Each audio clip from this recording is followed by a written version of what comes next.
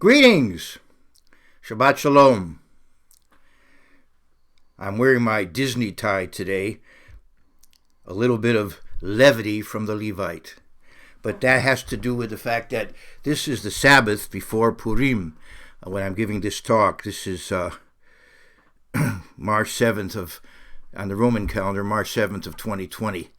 And it so happens this year, the 14th of Adar will be on Tuesday and the 15th on Wednesday, the days of Purim, a very joyous Jewish festival. It's not commanded on the entire church, but the Jewish people accepted it upon themselves, many, about 2.5 millennia ago, to take upon themselves this festival, and it's covered, of course, in the book of Esther. Now, what I wanted to mention today, or talk about today, was encouragement from Esther. And if we understand the annual holy days that are commanded, and they are God's appointed times, so those who want to obey God are going to keep those appointed times in Leviticus 23, including the weekly Sabbath on which I'm speaking. But those holy days, those appointed times in Leviticus 23, give us a lot of understanding about a lot of things, but they give us an overview of prophecy and how history will work out and God's plan of salvation, and what the German theologians used to call salvation history. But there are some points of information that can be acquired if we study into the Jewish festivals of Hanukkah and Purim, the Feast of Dedication that comes out in the 9th month, and Purim that comes out in the 12th month. These are extra festivals, Jewish festivals, that come after the 7th month, which in effect concludes the commanded festival season. And they come out as we get into the winter season, right before the spring season, which kicks off again the commanded festivals, the appointed times, beginning, of course, with the Passover, which is a month after Purim.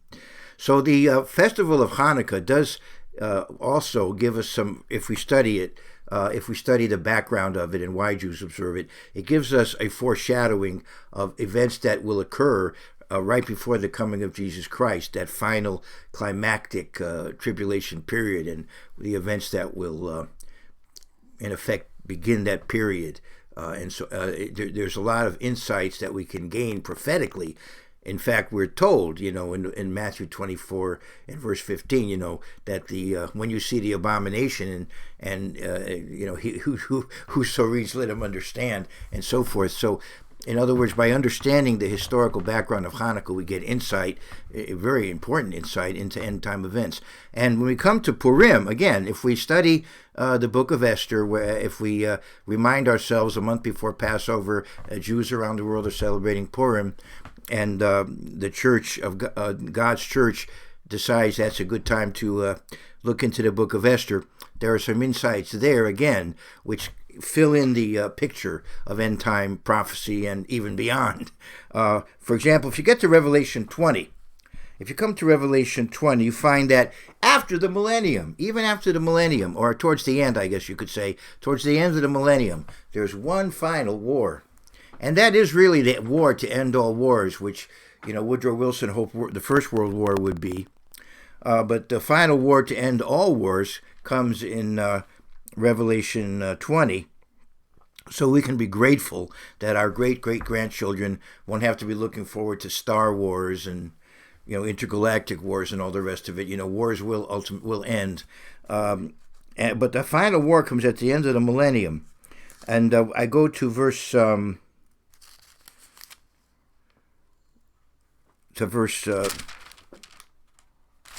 want to go around verse 11 or so, verse 8, okay. Verse 7.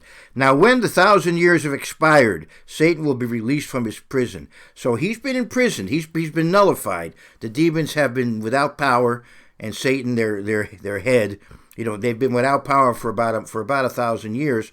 Now they're released for a brief period of time. I wouldn't think it'd be very long. I don't want to speculate today at how long, but I would imagine a rather brief period of time, but long enough to stir up a lot of trouble, which doesn't take long for the spirit world to stir up trouble when they're released unrestrained.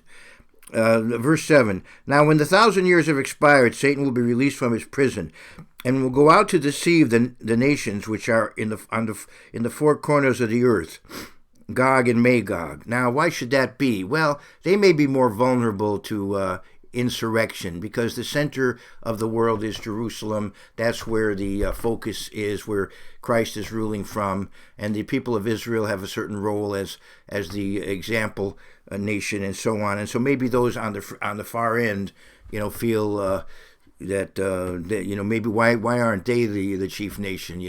For many years, for example, the Chinese thought of themselves as the middle kingdom.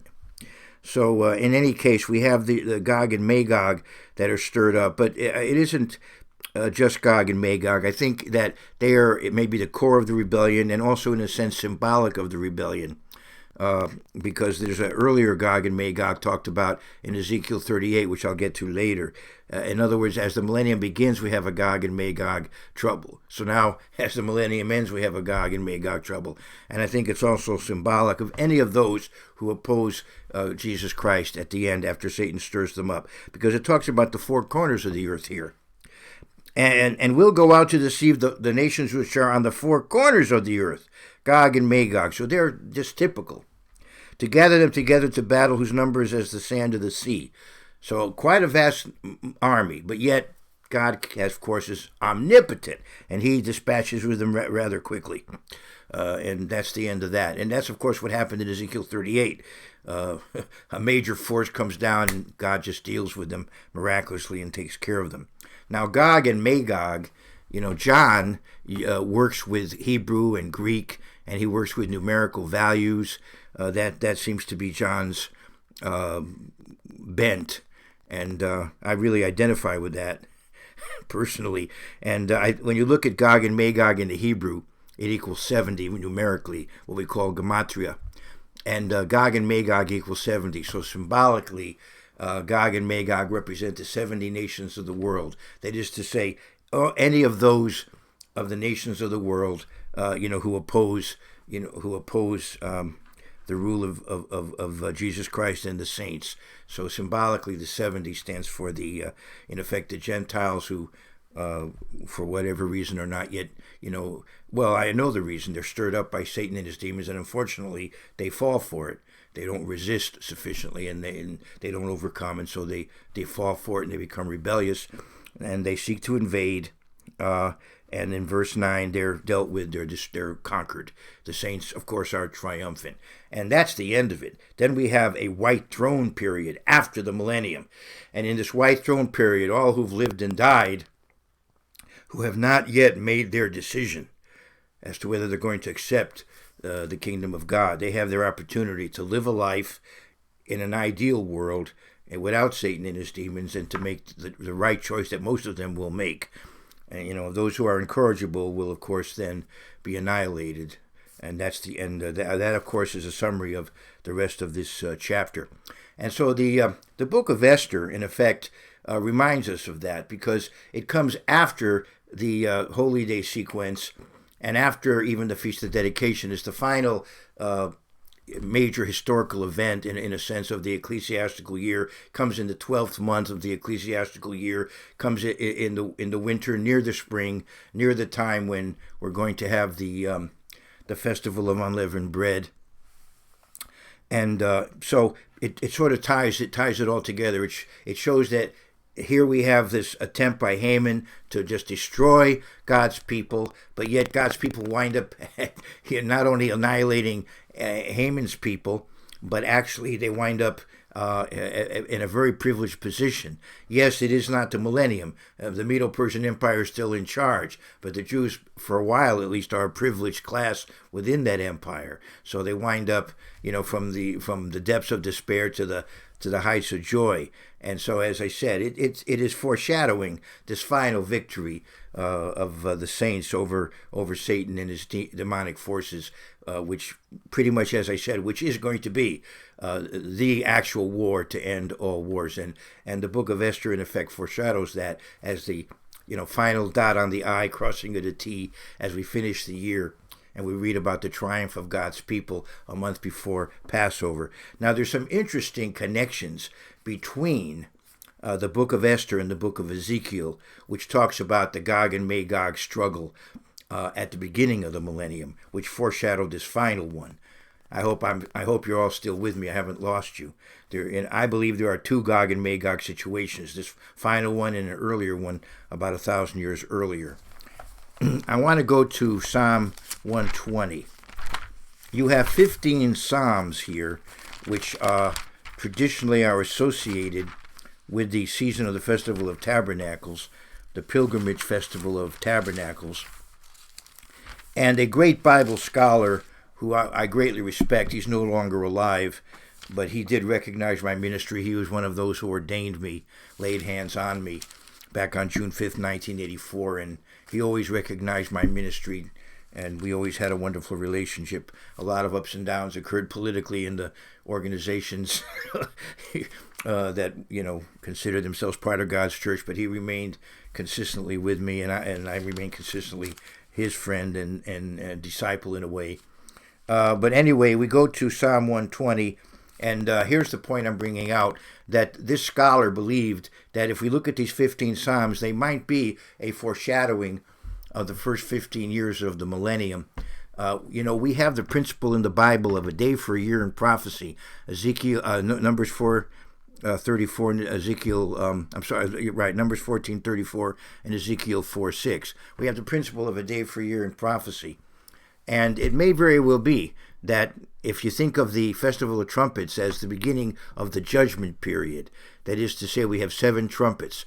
So the trumpets begin to sound, the judgment begins, and for a period of several months, various plagues occur. And finally, around late spring, and we don't know when, and you don't know when, and nobody you know knows when, but at some point, Jesus Christ returns after a certain number of months. During that final year of judgment, he returns with the 7th trumpet.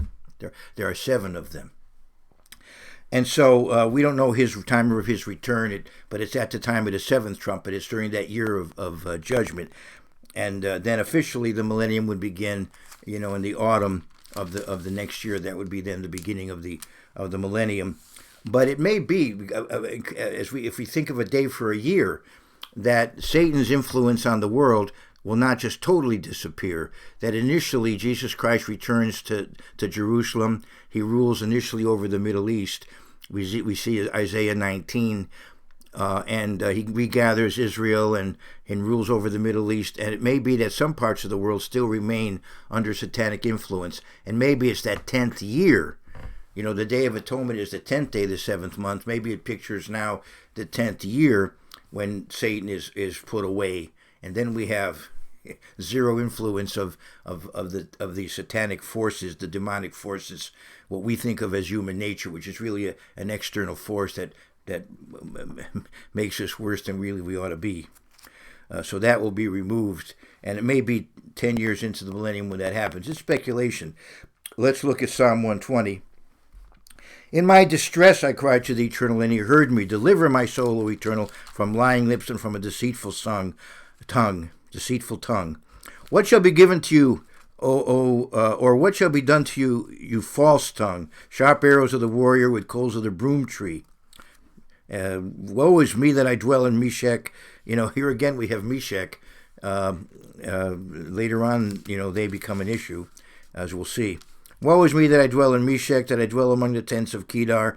And the Kedar are peoples to the east. And that is, in a way, is a factor later. My soul has dwelt too long with the one who hates peace. I am for peace, but when I speak, they are for war. So this is the beginning of that judgment period, which is a time of persecution of the church and of the people of Israel, and God's intervention to liberate his church, liberate Israel, to liberate the world.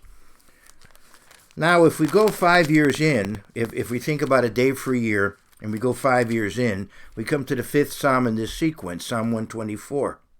A song of ascents of David. This is Psalm 124. If it had not been the Eternal who was on our side, let Israel now say. If it had not been the Eternal who was on our side, when men rose up against us, when they would have swallowed us alive, when their wrath was kindled against us, then the waters would have overwhelmed us, the stream would have gone over our soul, then our swollen waters would have gone over our soul. And if you see, waters, of course, are a type of a mass army.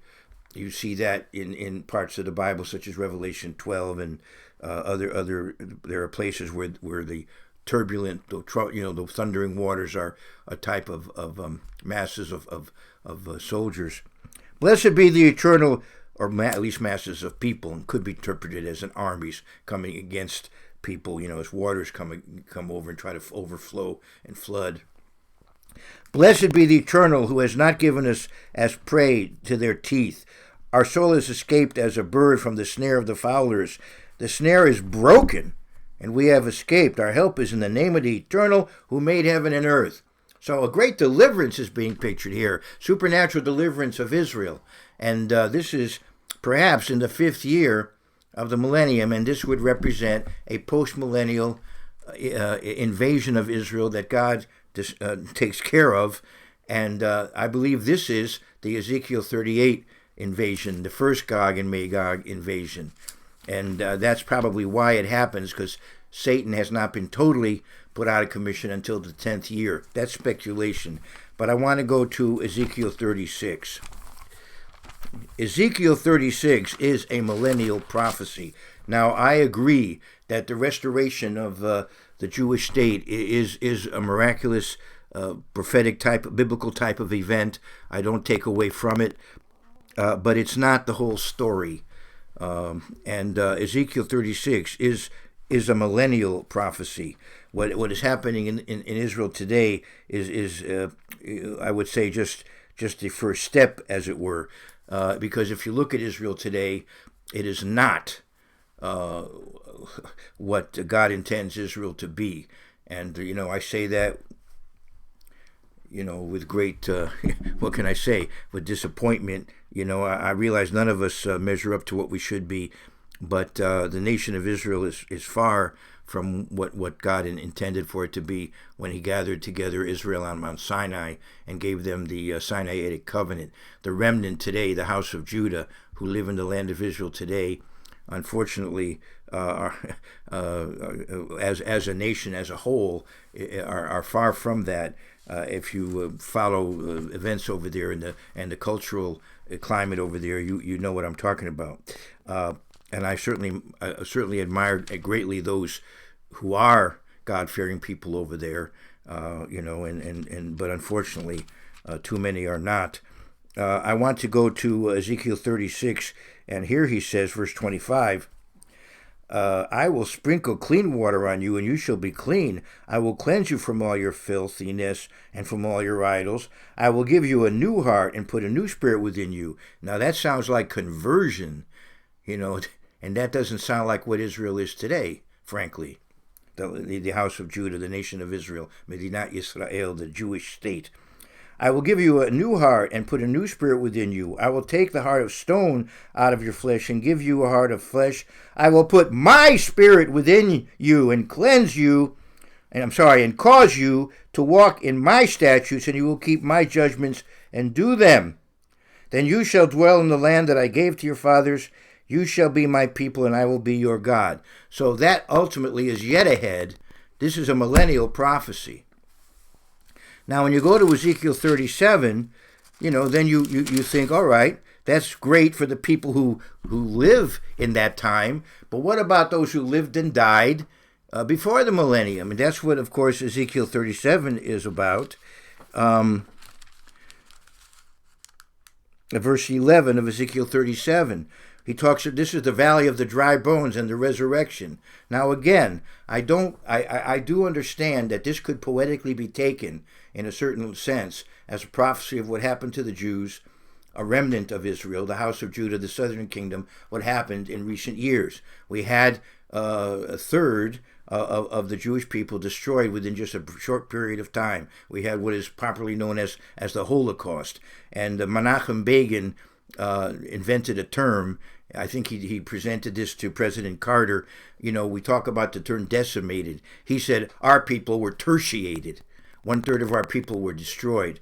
And yet 3 years later, after World War II, we have the state of Israel, and in recent years it's become a regional power. So that in a way is somewhat of a fulfillment of this verse. But, read it for what it says, and you'll see that what it has to say is far beyond that.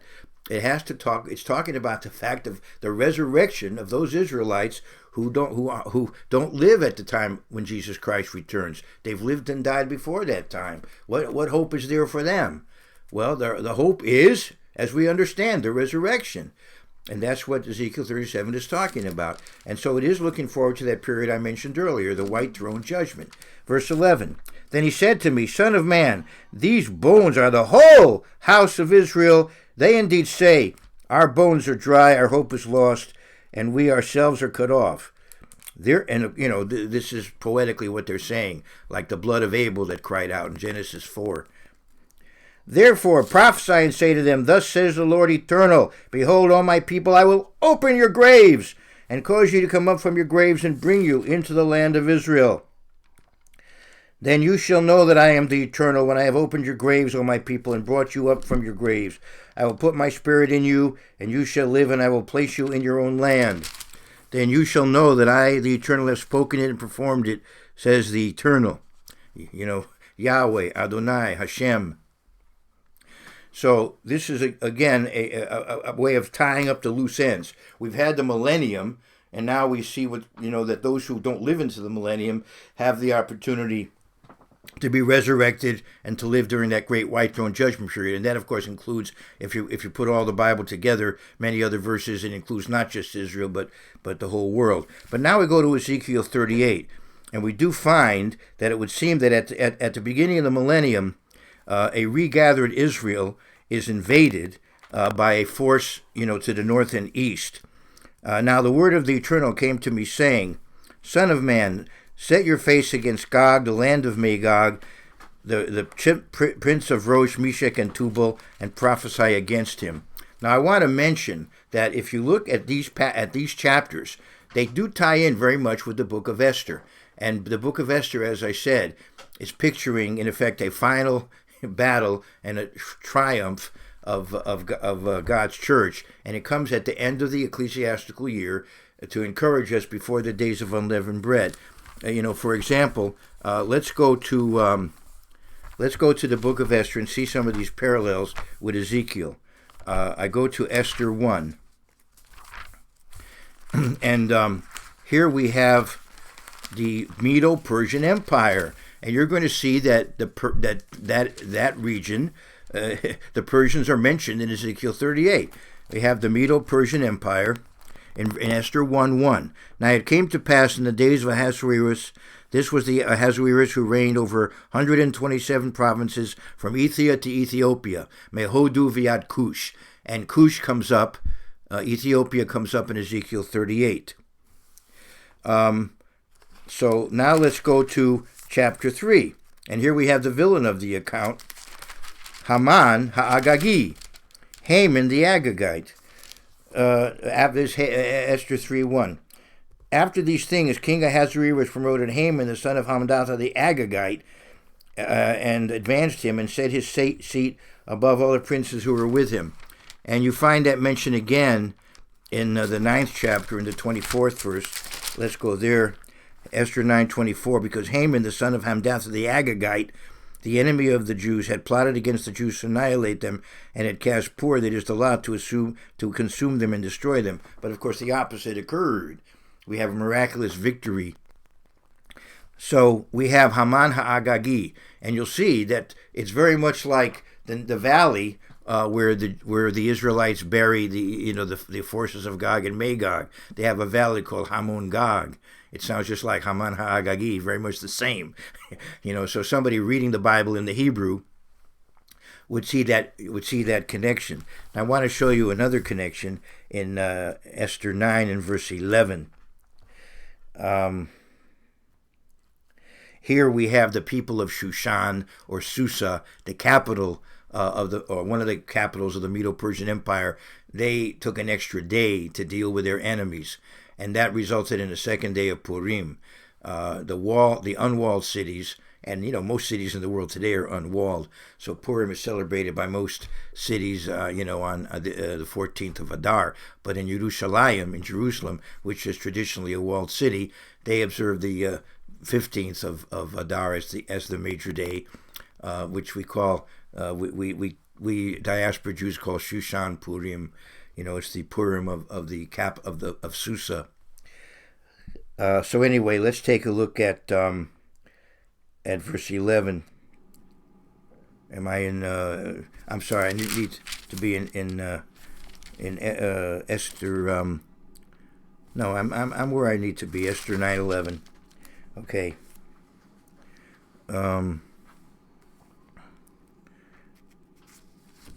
Maybe I should go back to the 8th chapter. I want to go to the request, where she made a request that they take an extra day, and that the Jews in Shushan take an extra day, and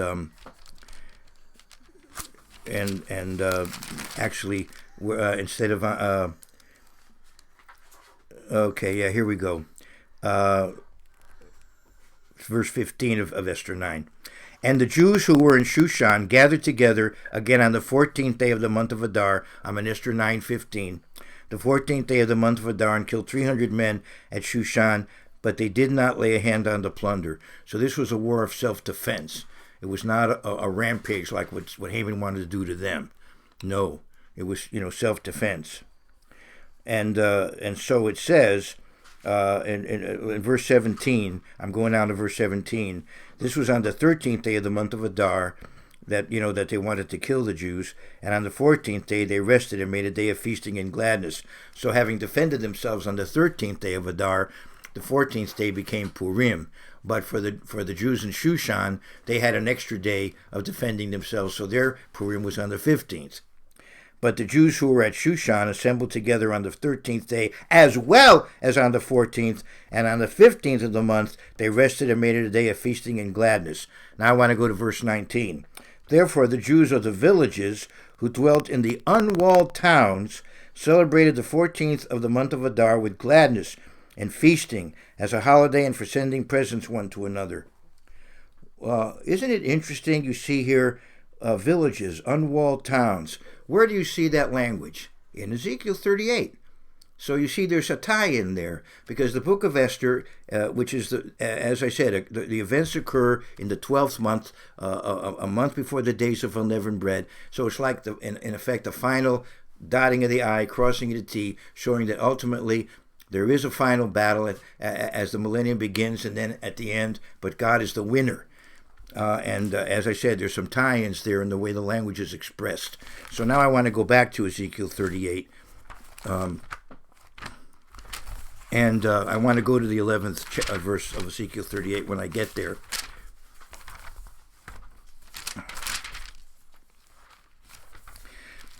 And, here, first we have, one more thing I wanted to mention. Back in Esther, but I won't turn there, but I'll just tell you. You can look at the book of Esther and see that Haman had 10 sons that were hanged on the gallows, the 10 sons of Haman. And they're, a type of the 10 nations that you read about in Revelation, the 10 kings that opposed Jesus Christ at his return. But there's also a confederation of 10 nations in Ezekiel 38. So the 10 sons of Haman are also symbolic of the 10 nations of Ezekiel 38. Let's see them here.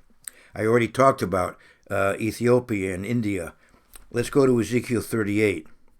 Now the word of the Eternal came to me, saying, Son of man, set your face against Gog of the land of Magog, the prince of Rosh, Meshech, and Tubal. Now, if you look at Gog as not only a leader, but also a nation as well, then you find Gog, Magog, Rosh, Meshech, and Tubal. You have five... Gog, Magog, Rosh, Meshech, and Tubal. You have 5 nations there. And then, however, you can go down with 5 more. Verse 5, Persia, Ethiopia, and Libya, and Gomer and Togarmah. Now, Persia, is the modern nation of Iran, but Ethiopia is Cush, and Libya is Put. And that could really be peoples who are now living on the Indian subcontinent. So it could refer to peoples who, in the general region that we would call loosely India, And again, it ties back in with what we read in Esther 1:1. And then Gomer would be people in Southeast Asia, and Togarmah, Turkic peoples. So this is an Asian, or in one loose sense, a Eurasian confederation that comes against Israel at that time, because Israel seems defenseless, as I already read, or maybe I have not. No, I haven't yet, but I will in a moment. And well, I'll read it now. Ezekiel 38:11. You will say, I will go up against a land of unwalled villages. See, I just read about unwalled villages in Esther. You will say, I will go up against a land of unwalled villages. I will go to a peaceful people who dwell safely, all of them dwelling without walls and having neither bars nor gates. Is that the modern state of Israel? Hardly. That's not the modern state of Israel. Unwalled villages, literally most of them don't have walls. But, we have the Iron Dome, the anti-missile defense, and we do have a wall that protects the southern border from illegal immigration. We have the wall that protects the eastern border from terrorists, and we have a huge military, and the whole nation is a garrison state. It's a nation of soldiers. So I think that hardly fits Ezekiel 38:11. But when Jesus Christ returns, of course, that won't be necessary. However, to people who don't have the proper understanding, it'll look like they're not defended. But of course they are. They're going to be defended by the omnipotent God, But the people in Northeast Asia won't understand that initially. Anyway, you will say, I will go up against a land of unwalled villages. I will go to a peaceful people who dwell safely, all of them dwelling without walls and having neither bars nor gates. And in this case, it is to take plunder, verse 12. Remember, the Jews in Esther's day did not take plunder, but these people are invading to take plunder, as you see here, to take plunder and to take booty, because they think they have a vulnerable target there. Now, I want to go back to Ezekiel 38 and verse 2. As I said, Gog could refer to an ethnic group as well as a leader. It could be referring to a leader, and he could be the chief prince of Meshech and Tubal. Most translations now say Prince of Rosh, and there'll be others that will tell you Chief Prince. So it could have a double meaning and certain implications. But I think there is an implication of a confederation of 10 nations, Asian nations, that, as I said, they don't really understand what's happened. They think perhaps there's been an extraterrestrial invasion, and now those people have let down their guard. So we have people who are undefended, and we have the attempt to conquer them. And of course, they're completely thwarted, as just at the end of the millennium, Gog and Magog are conquered, and miraculously, so in Ezekiel 39, Gog and Magog are miraculously conquered. And now let's go to the 11th verse of Ezekiel 39. It will come to pass in that day that I will give Gog a burial place there in Israel, the valley of those who pass by east of the sea, and it will obstruct travelers, because there they will bury Gog and all his multitude. Therefore they will call it the valley of Hamon Gog, the multitude of Gog. And as I said, Hamon Gog, when you read Hamon Gog, it sounds a lot like Haman HaAgagi, Haman the Agagite, has kind of a similar ring to it, Hamon Gog. And so, as I said, it sort of ties in the book of Esther, picturing that triumph of the Jews at the time of Xerxes I, seems to foreshadow this final victory over a renewed empire that includes Persia into the millennium somewhat, the early part of the millennium, and then at the end of the millennium, just before the White Throne Judgment period. And it comes historically in the final month of the ecclesiastical year, in the middle of that month, or a month before the days of unleavened bread. And it is an encouragement, because it shows us how God intervenes, how the church is persecuted and faces extinction, but then God intervenes and turns the whole situation around, where now the church for a time is in a privileged position. And if we come to Esther, I want to go back to Esther, to the 10th chapter, to the final chapter there, and we see that there is an emphasis on peace, because that is ultimately where history is going. History is ultimately going to a time when there won't be wars, a time when there will be universal peace, when there will be eternal peace. In Esther 10 and verse 3, here we have a very wonderful conclusion to that book. However, at the end of the book, God's people are still in captivity. They're doing well, but this is not the millennium. But it foreshadows the millennium. In the millennium, there aren't going to be unconverted people running the world. Rather, the world will be run by Jesus Christ and the resurrected saints. But this is the next best thing, I guess you could say, is Esther 10:3. For Mordecai the Jew was second to King Ahasuerus, and we have Esther as the queen. So wow, you got a church member as a queen and church member as second in command. That's about as good as it's going to get before the millennium, right? For Mordecai the Jew was second to King Ahasuerus, and was great among the Jews, and well received by the multitude of his brethren, seeking the good of his people, and speaking peace to all his countrymen. As we talk about, in Isaiah 52, tidings of peace, good tidings of peace, the gospel message, the gospel of the kingdom of God, peace, which is ultimately, blessed are the peacemakers, for theirs is the kingdom of heaven. So as the book of Esther ends, it ends on a very encouraging note. And as I said, I do believe it foreshadows the final battle of Gog and Magog early in the millennium, and the final battle of Gog and Magog at the end of the millennium, right before the Great White Throne Judgment period. And right after that, what happens? Well, that's when we get into a new heaven and a new earth. That's the final stage of the physical world as we know it. The physical world then is burned up, and we have those who are wicked incorrigibly become ashes, and that's the end of them. And now we have spirit beings who are sinless now. I mean, they were not sinless as physical beings, but they're sinless now. And we have the new heavens and the new earth. And so in Revelation 21, verse 4, right after the final battle, and then, of course, the White Throne period, however long it lasts. And at this point, I'm not sure how long it lasts. Personally, I have ideas, but I don't know how long that period lasts. But however long it's going to take for everybody to have a chance to live a life and prove himself or herself, then of course comes for them the resurrection to immortal life. Then comes the new heaven and new earth in Revelation 21. Now I saw a new heaven and a new earth, for the first heaven and the first earth had passed away, and there was no more sea. So everything is new, everything is different. Then I, John, saw the holy city, New Jerusalem, coming down out of heaven from God, prepared as a bride adorned for her husband. And, marriage is an important theme there in the book of Esther. We have Esther taken as a queen for the king Ahasuerus, as we call him in Hebrew.